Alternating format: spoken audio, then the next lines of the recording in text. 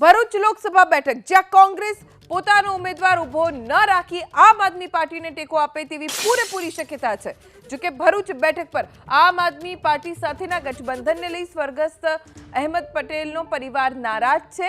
અહેમદ પટેલના પરિવારની નારાજગીના પડઘા દિલ્હી સુધી પડ્યા છે। કોંગ્રેસ હાઈકમાન્ડે અહેમદ પટેલના પુત્ર ફૈઝલ પટેલને ફોન કરી સંદેશ આપ્યો કે તેઓ જોઈન્ટ પ્રેસ કોન્ફરન્સની રાહ જુએ। સાથે કહેવાયું કે પાર્ટી તમારા હિતનું ધ્યાન રાખશે, તમે પાર્ટીને સાથ આપો। અહેમદ પટેલના પુત્રી મુમતાઝ પટેલની પણ પ્રતિક્રિયા આવી। તેમનું કહેવું છે કે ભરૂચ બેઠક આમ આદમી પાર્ટીને આપવા પર રાહુલ ગાંધીએ પણ વિરોધ દર્શાવ્યો છે। આથી આશા છે કે ભરૂચ બેઠક કોંગ્રેસ પાસે રહેશે।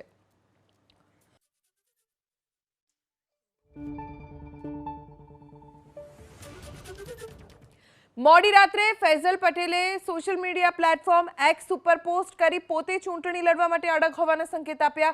તેમણે પોસ્ટમાં લખ્યું છે કે તમે રાહુલ ગાંધીજી, તમે મારી અને ભરૂચ કોંગ્રેસના કાર્યકર્તાઓની વાત સાંભળી, અમારી વાતનું સમર્થન કરીને મારું અને મારા ભરૂચ કોંગ્રેસના કાર્યકરોનું સન્માન વધાર્યું। તમને હું વચન આપું છું કે હું ભરૂચ લોકસભા જીતીને તમારા વિશ્વાસ પર ખરો ઉતરીશ।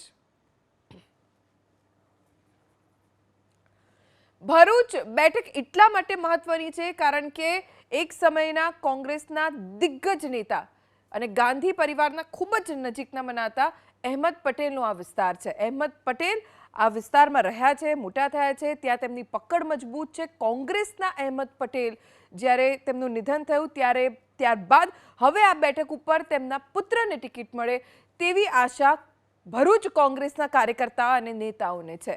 હવે ભરૂચ લોકસભા બેઠક ઉપર પહેલેથી જ આમ આદમી પાર્ટીએ ચૈતર વસાવાને પોતાના ઉમેદવાર તરીકે જાહેર કરી દીધા છે। એટલે કોંગ્રેસ માટે આ સૂડી વચ્ચે સોપારી જેવી સ્થિતિ સર્જાઈ છે।